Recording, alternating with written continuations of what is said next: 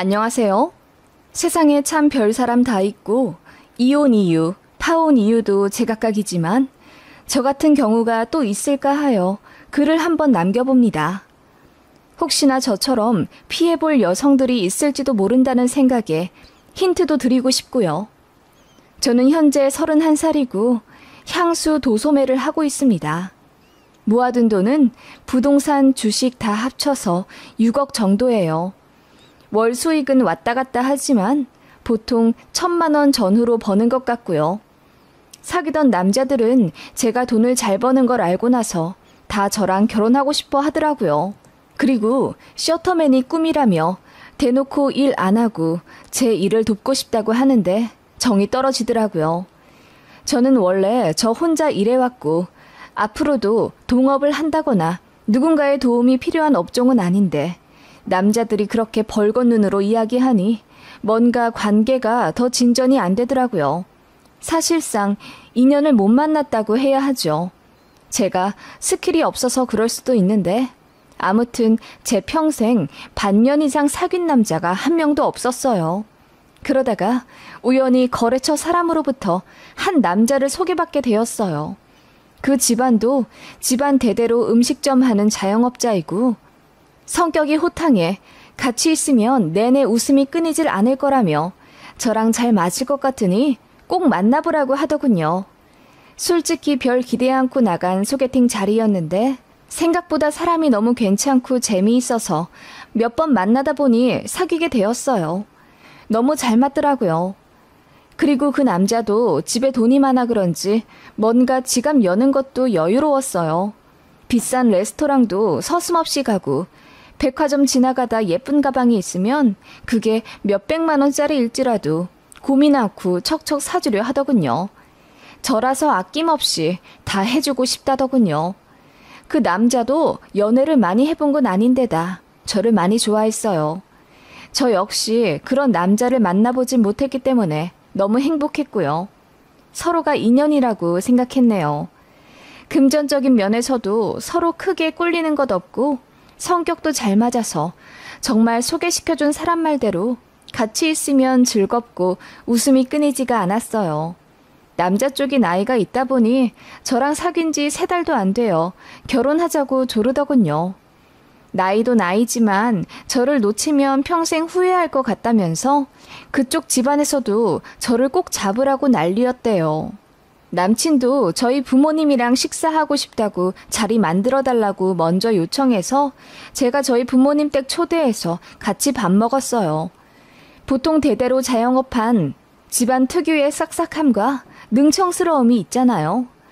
부끄러움이 많으신 저희 부모님은 호탕한 제 남친을 보고 마치 개그맨 보듯이 좋아하시며 엄청 웃으셨어요. 그리고 저를 많이 좋아해주는 마음과 앞으로의 비전, 책임감 등을 적극 어필하더라고요. 그래서 저희 집에서 먼저 결혼을 허락받았고요. 저도 얼떨결에 남친 집에 가서 식사를 하게 되었는데 남친 어머님도 굉장히 저를 마음에 들어 하시더라고요. 저도 수줍음이 많긴 했지만 은근히 싹싹한 성격인데다 어르신들이 저를 참한 인상이라고 해주세요. 제 입으로 이런 말 하면 자랑 같아 재수없게 들리실진 몰라도 거래처를 가도 은행 업무를 봐도 저를 보시는 어르신들이 그렇게 저를 며느리 삼고 싶어 하십니다. 제가 말투도 조근조근하고 착해 보이나 봐요. 아무튼 그런 제 모습에 남친 엄마가 너무 좋아하시면서 그날 바로 결혼하라고 대놓고 푸시하시더라고요. 현경아, 난 네가 꼭 우리 집 며느리가 되었으면 좋겠다. 우리 집 시집 오기만 하면 내가 집 해줄게. 응? 잠실에 23억짜리 아파트 하나 있거든? 지금 전세 주고 있는데 너희 결혼하면 내가 니들 물려줄게. 네 사무실도 송파라면서. 그럼 위치도 딱이네. 결혼하면 신혼집을 저희 부부 명의로 해주겠다 하시더라고요. 솔직히 요즘같이 집값 비싼 시기에 예비 시모가 대뜸 집을 해주시겠다 하니 마음 한켠으론 부담스러우면서도 감사하더라고요. 마다할 이유가 없을 것 같아 거절은 못하고 그냥 웃음으로 대답을 했네요. 양가에서 결혼 허락도 받았겠다. 남친이랑도 사이가 좋고 무엇보다 남자 쪽에서 결혼을 적극적으로 추진하니 자연스럽게 결혼 준비를 하게 되더라고요. 그리고 결혼 6개월 차에 저는 정식 프로포즈를 받았습니다. 남친이 1박에 100만 원 넘는 호텔을 빌려 다이아몬드 반지와 함께 저에게 프로포즈를 했어요. 돈도 돈이지만 저는 남자에게 그 정도 성의를 받아본 적이 없었거든요. 늘 가성비 따지며 어떻게든 저를 베껴먹으려 하는 남자들만 만났기 때문에 남친의 그런 아낌없이 베푸는 마음이 참 감동이었습니다. 예비시댁 집안도 재정적으로 여유로워 보이고 남친도 성실하고 싹싹한 게 신랑감으로 딱 좋으니 결혼을 마다할 이유가 없었어요. 그래서 오케이 했습니다. 남자 쪽에서 저더러 몸만 오라고 하더군요. 신혼집, 가전가구, 결혼비용, 신혼여행 모두 신랑 쪽에서 부담할 테니 저더러 돈 한 푼 쓸 생각 말라고 하더라고요. 저는 그게 좀 부담스럽더라고요. 저희 부모님 역시 마음만 받겠다고 하며 가전가구, 결혼비용은 어느 정도 여자 쪽에서도 내고 싶다고 했어요. 그래서 저희 부모님이 결혼에 쓰라고 2억 해주신다고 했는데 예비신랑이 화까지 내면서 거절하더라고요. 우리 엄마 아빠가 다 해주신다는데 왜 굳이 돈을 내려고 해? 진짜 이해가 안 간다. 그냥 받기만 하면 되는 거야. 너는 그럴 만한 가치가 있어. 가치라니. 그래도 결혼이니까 서로 힘을 합쳐야지. 일방적으로 받기만 하는 결혼은 나중에 탈이 난다고 했어. 우리 엄마가. 탈이라니? 우리 엄마 아빠가 그러면 너한테 시집살이라도 시킬 거라는 뜻이야? 그런 게 아니라 우리도 해갈 수 있는 능력이 있는데 왜 굳이 오빠네가 그걸 다 부담하냐 이 말이지. 저희는 이 문제로 싸움까지 몇 번 했네요. 예비신랑은 곧 죽어도 저한테서 한 푼도 받지 않겠다고 고집이었고 저는 어느 정도 돈을 내고 싶다는 입장이었어요. 주변에서 저더러 배부른 투정한다고 하더군요. 남들은 신혼집 때문에 대출 받느라 힘들고 또 서로 어떻게든 돈 덜 내고 싶어서 난리인데 너희 커플은 참 희한하다. 오빠가 해준다고 할 때 그냥 받아. 뭐하러 돈 더 내려고 그래? 예비시댁도 잘 산다면서. 제 친구들은 거의 그런 입장이었고 몇 명만 제 뜻을 이해해 주었어요. 야, 결혼은 서로 같이 뜻이 맞아 평생 같이 하자는 건데 무슨 팔려가는 것도 아니고 어떻게 남자가 돈을 다 부담한다는 거야? 너도 돈이 없는 것도 아니고 어떻게 보면 네 또래 중에서도 상위 탑인데 할 건 해야 나중에 할 말이 생기더라. 저 역시 그런 입장이라 가전 가구라도 여자 쪽에서 하고 싶더라고요. 그런데 어머님이 저한테 따로 전화까지 걸어서는 현경아, 우리가 다 해준다는데 뭐가 불만이니? 성의를 받아주는 것도 예의란다. 우리가 해주고 싶어서 그래. 우리 마음 좀 알아주렴. 라고 부탁을 하시더군요. 그래서 결국 남자 쪽에서 100% 부담하는 결혼을 진행하게 된 거예요. 얼떨떨 하더라고요. 이게 또 마냥 좋다고는 못하겠더라고요. 남들은 이해 못할 수도 있겠지만 저랑 저희 부모님은 그랬습니다. 그렇다고 해서 파혼 이유는 아니었어요. 상대 쪽에서 저를 배려해주는 거라고 애써 생각했네요. 아무튼 그렇게 상견례도 했습니다. 예비시댁 쪽에서 음식점을 한다고 했잖아요. 하는 사업 중에 한식당도 있어서 그쪽 식당 룸에서 상견례 식사했습니다. 예비시모가 새벽부터 나와서 요리 다 하셨대요. 반찬 가짓수가 정말 20개도 넘는 것 같았어요. 전부 메뉴에 있는 것 아니고 예비시모께서 손수 만드신 음식이었습니다. 정말 대접받는 느낌에 저희 친정 부모님도 엄청 큰 감동을 하셨고 그 덕분에 상견례 분위기도 화기애애했어요. 결혼을 하게 되면 보통 금전적인 문제로 갈등이 많이 생기는데 저희는 예비시댁에서 다 해준다고 하니 갈등 요소가 거의 없었죠. 결혼하면 저희 집에 자주 오지도 않을 거라며 안부 전화도 필요 없다는 쿨한 면모도 보이시더군요. 그 모습에 엄마가 더 안심하신 듯 했어요. 돈으로 생색내는 사람들이 많잖아요. 예비시댁이 돈이 많고 아들 결혼에 전적으로 금전적 지원을 다 해준다니 그게 좋긴 하면서도 걱정되는 부분이 있으셨으니까요. 예비시댁은 저더러 예식장, 스드메 전부 다 저더러 정하라고 하시더군요. 다 해준다고 하시면서요. 정말 감사해서 눈물까지 날 정도였습니다. 이렇게까지 저를 배려해주고 생각해주는 시댁이라면 저도 아낌없이 사랑과 존경을 들을 수 있을 거라는 자신도 생겼고요. 그렇게 결혼 날짜도 잡혔고 예식장도 예약했습니다.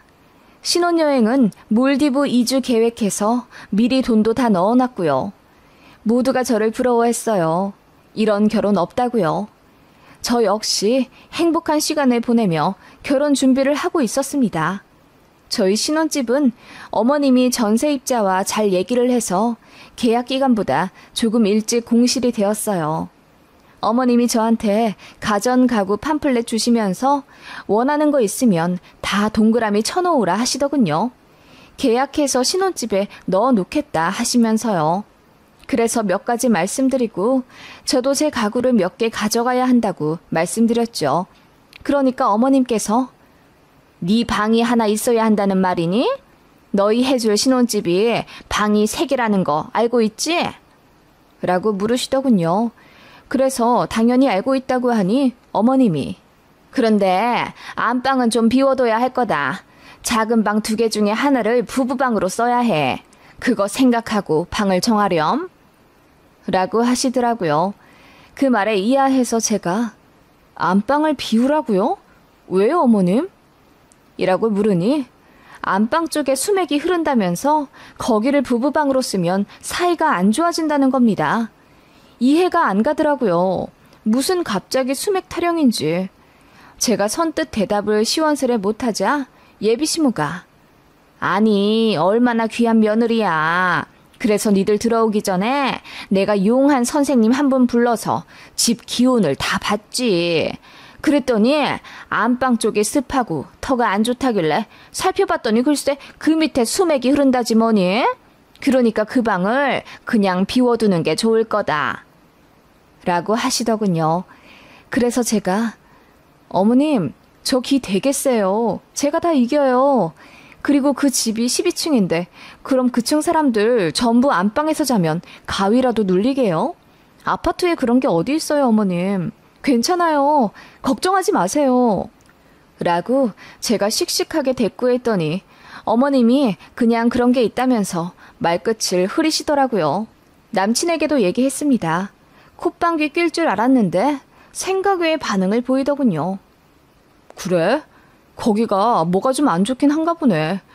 일단 엄마 말대로 안방 비워두고 들어가자. 왜? 아니 말이 돼?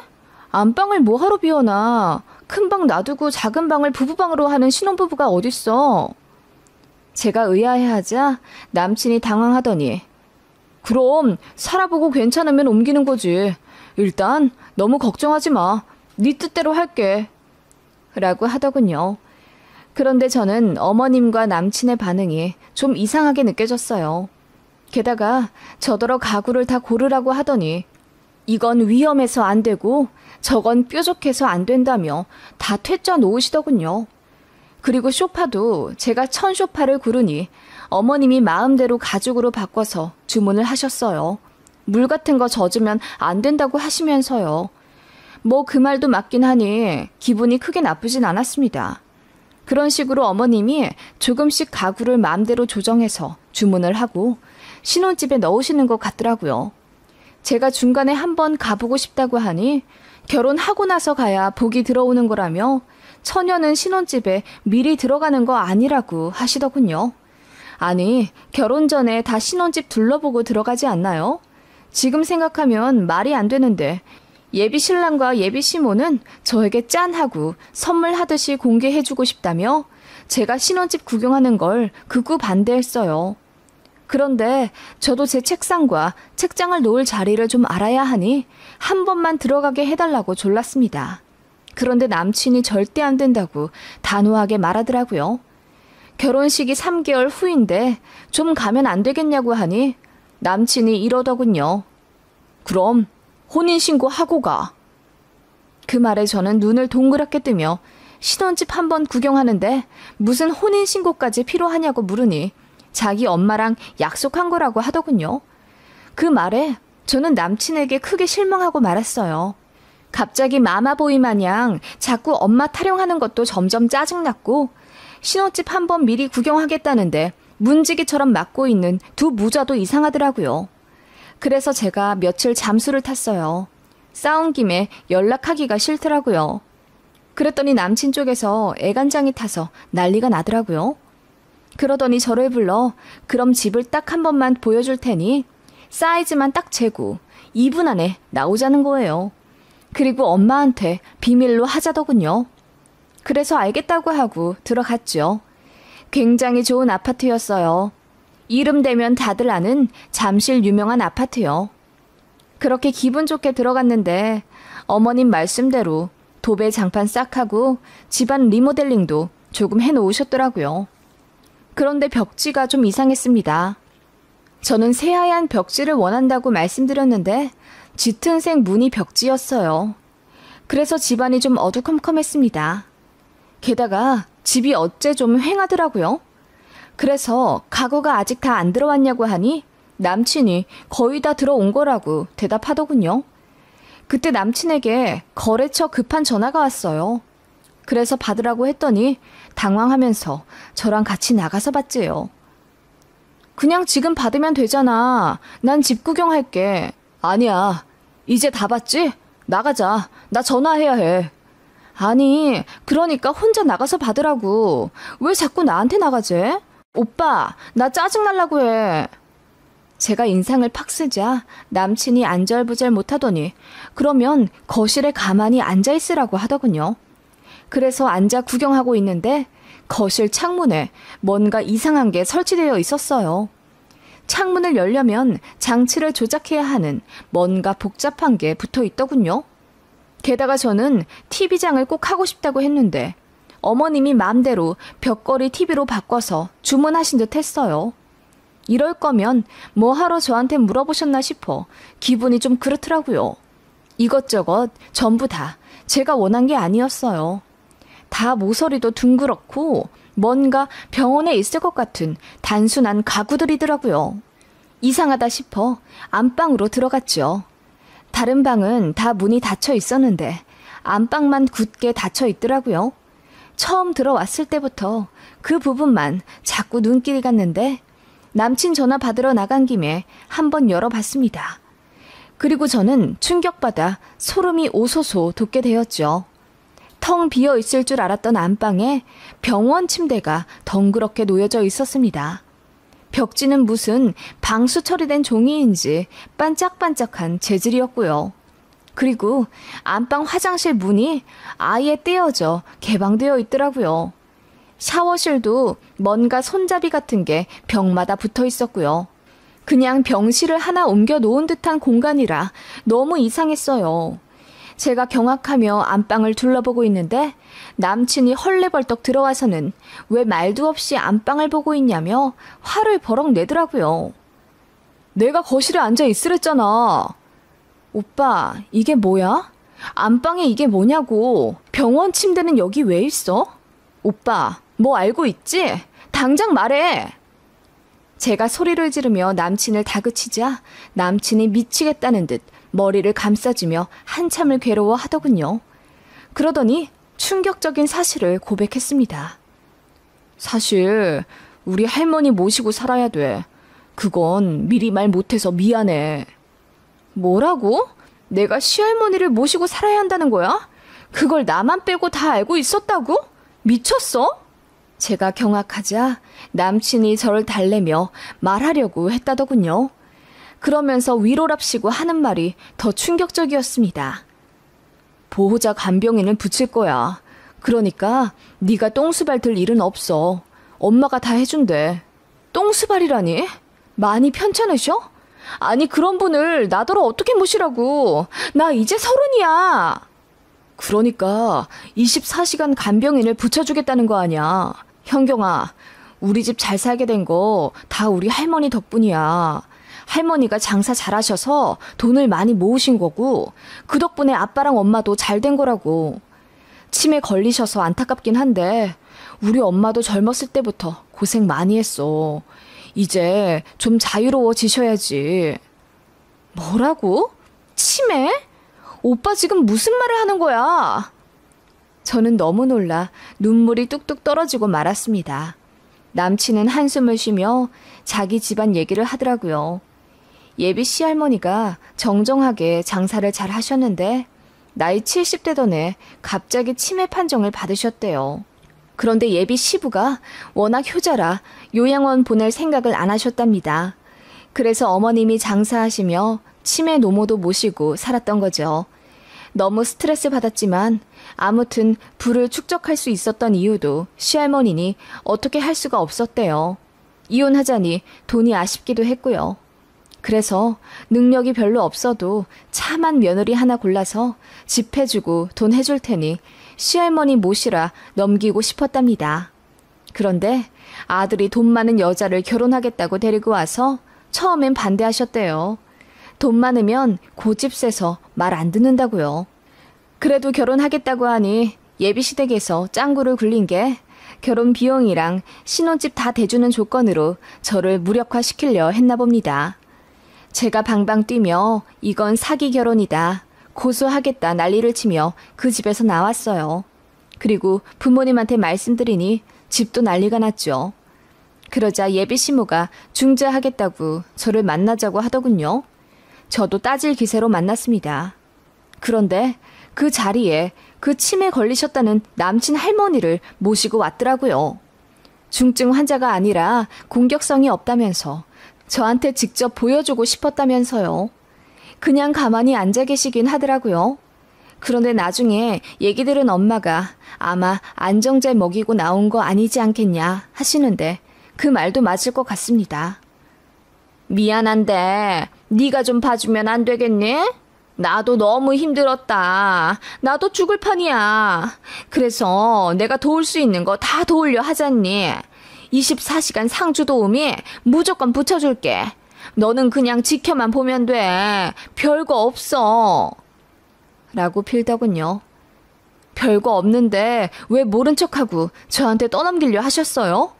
그것도 그거지만 어떻게 저를 속이고 결혼시키려 하셨냐고요. 저를 뭘로 보신 거예요? 제가 발끈하며 묻자 예비 시모가 눈물을 닦더니 그래서 우리가 돈 다 해준다고 한 거잖니. 너한테도 이득이잖아.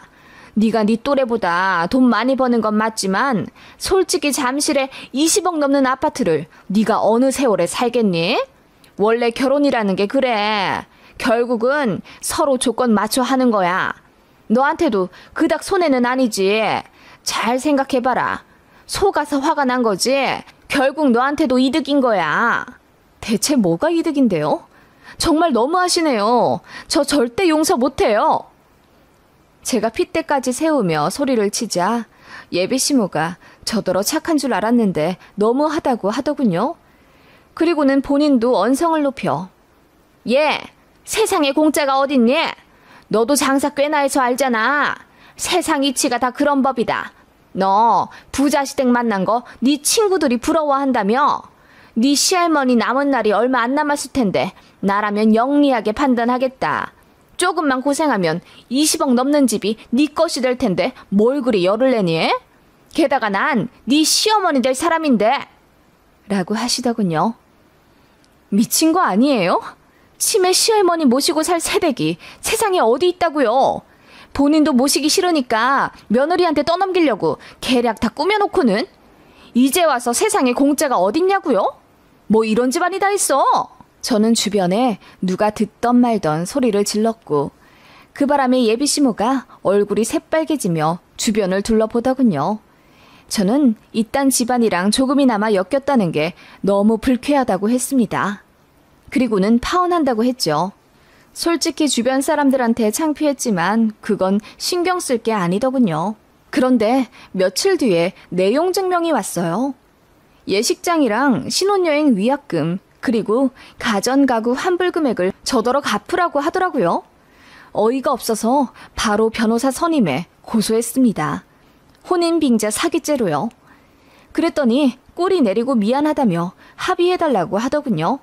저는 정신적 피해 보상으로 합의금 2천만 원 불렀고요. 프로포즈 때 받은 다이아 반지랑 연애 때 받은 명품 선물 전부 다 돌려보내고 합의금 받았어요. 그렇게 끝난 파혼입니다. 정말 너무 황당하죠? 눈 가리고 아웅도 아니고 결혼식 올리면 이혼 못할 줄 알았나 보죠. 그리고 선녀와 사기꾼도 아니고 대체 며느리를 뭘로 생각했는지 모르겠네요. 전 남친도 진짜 머저리 같고요. 그런 인간을 평생 믿고 살 생각을 했다니 제 눈을 찌르고 싶을 뿐입니다. 세상에 공짜 없다는 게 맞긴 맞나 봐요. 소고기 사준다는 사람 피하라고 하더니 그 말이 딱이네요. 무조건적인 호의는 의심하고 봐야 하네요. 경기도에서 3대에 걸쳐 음식점 사업하고 있고 결혼하면 잠실에 신혼집 해준다고 하는 K성의 남자를 만나면 꼭 피하세요.